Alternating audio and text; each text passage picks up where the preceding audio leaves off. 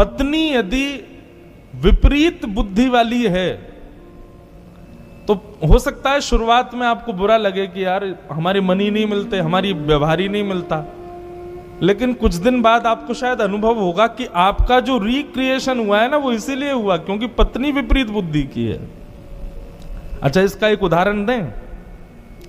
गोस्वामी तुलसीदास जी महाराज, जिन्होंने मानस की रचना की, वो पहले ब्याह नहीं कर रहे थे, लेकिन वो कथा इतनी अच्छी करते थे कि एक ब्राह्मण उनसे कथा में रीझ गया और पीछे पड़ गया, मेरी बेटी से ब्याह करो, मेरी बेटी से ब्याह करो। गोस्वामी जी बोले, भैया हमको ब्याह के चक्कर में नहीं पड़ना, हमको कथा वथा में ही रहने दो बस, ठीक है। इतने में ही महाराज देवादिदेव महादेव प्रकट हो गए और प्रकट होकर के गोस्वामी जी को कहा कि तुमको उस ब्राह्मण की बेटी से ब्याह करना है, उसी से तुम्हारा मंगल होगा। गोस्वामी जी बोले, जब महादेव कह रहे हैं तो इसका मतलब है निश्चित मेरा मंगल ही होगा।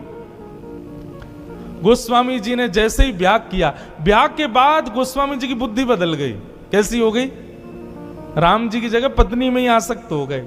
अब तो 24 घंटा उसी को निहारना, उसी को देखना। कथा कहीं होती तो बस यूं रहता, कब पूरी हो मैं जाऊं और अपनी पत्नी से मिलूं।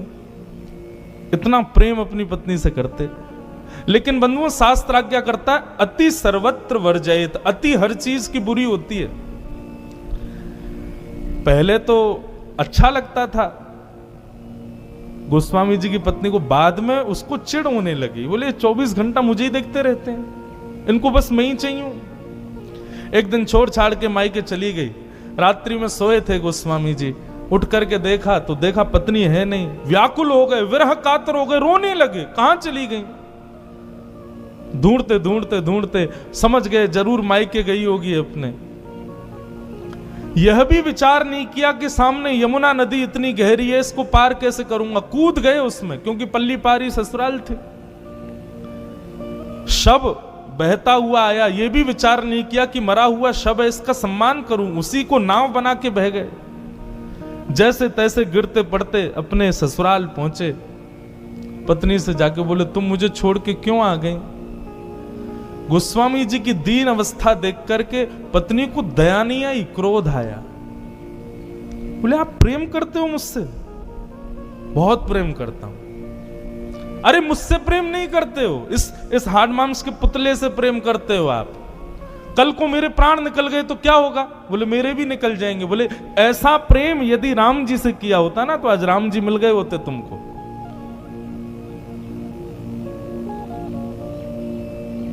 जब दुत्कारा पत्नी ने, गोस्वामी जी के नेत्र एक क्षण के लिए बंद हो गए। उन्होंने अपनी संपूर्ण स्थिति को देखा।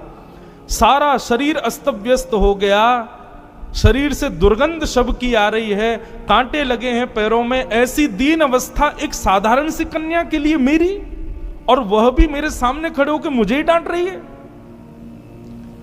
निश्चित है कि यह अवस्था यदि राम जी के लिए हुई होती, इतना व्याकुल, इतनी तड़प राम जी से मिलने के लिए हुई होती, तो निश्चित राम जी मिल गए होते। और बस उसी क्षण गोस्वामी जी निकल गए और चित्रकूट के घाट पर भई संतन की भीड़, तुलसीदास चंदन घिसे तिलक करें रघुवीर। राम जी से मिले।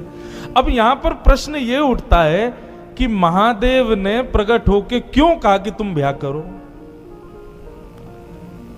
हम लोग जन्म पत्री मिलवाते हैं, ब्राह्मणों से पूछते हैं कि भाई लाला हमारे बेटा के लिए, बेटी के लिए अच्छा वर वधू होना चाहिए। आप निश्चित एक बात मानिएगा, जन्म पत्री के बाद बेटी लड़का लड़की की बनेगी और उनका जीवन अच्छा चलेगा तो समझो ये सामान्य बात है। लेकिन लड़की के घर आते ही उसकी विपरीत बुद्धि से पति का यदि रिक्रिएशन हो गया, उसकी बुद्धि शायद और कहीं लग जाए, किसी और भाव में आ जाए, तो निश्चित समझना ये संबंध उसी भाव से हुआ है जिस भाव से गोस्वामी जी का हुआ। महादेव ने क्यों कहा कि तुम ब्याह करो? क्योंकि महादेव जानते थे जब तक पत्नी की डांट नहीं पड़ेगी तब तक ये राम जी से मिलने के लिए लालायित होगा ही नहीं। इसलिए महादेव प्रकट हुए। एक गांव में एक तत्ववेत्ता रहता था, तत्व चिंतक। उनकी पत्नी बड़ी खतरनाक थी, मारती थी उनको, गांव के सामने पीट देती थी कभी कभी तो, लेकिन वो तत्ववेत्ता थे, सब उनका सम्मान करते थे। एक गांव का बालक, उसका पूरा परिवार उसके पीछे पड़ा था, ब्याह कर लो, ब्याह कर लो, ब्याह कर लो। तो उसने बहुत मना किया, अंत में जाके उसने कहा कि ऐसा क्या बहाना लगाऊं कि मेरा ब्याह ही ना हो। तो उसने कह दिया यदि वो तत्ववेत्ता बोल देंगे कि ब्याह कर लो तो मैं कर लूंगा, क्योंकि उसको लगा वो कभी नहीं बोल सकते। उनकी पत्नी इतनी खतरनाक है, वो सबको यही राय देंगे कि भाई तुम भी ब्याह मत करो। गांव के सब लोग गए तत्ववेत्ता के पास, जाके बोले हमारा बेटा ब्याह नहीं कर रहा, कह रहा आप कहोगे तो करूंगा। बेटे ने कहा कहिए भगवान मुझे ब्याह करना चाहिए कि नहीं? बोले बिल्कुल कर लो, अभी कर लो, इसी वक्त कर लो। बालक बोला आप कैसे कह सकते हो, आप तो खुद दूध के जले हो, छाछ फूंक फूंक के पीनी चाहिए और दूसरों को भी बोलना चाहिए ऐसा ही कि फूंक फूंक के पियो, जल ना जाओ, लेकिन आप तो मुझे खुद जलाने के लिए ही आज्ञा दे रहे हो, आप कह रहे हो ब्याह कर लूं। अरे नहीं आप जैसी पत्नी मेरी आ गई तो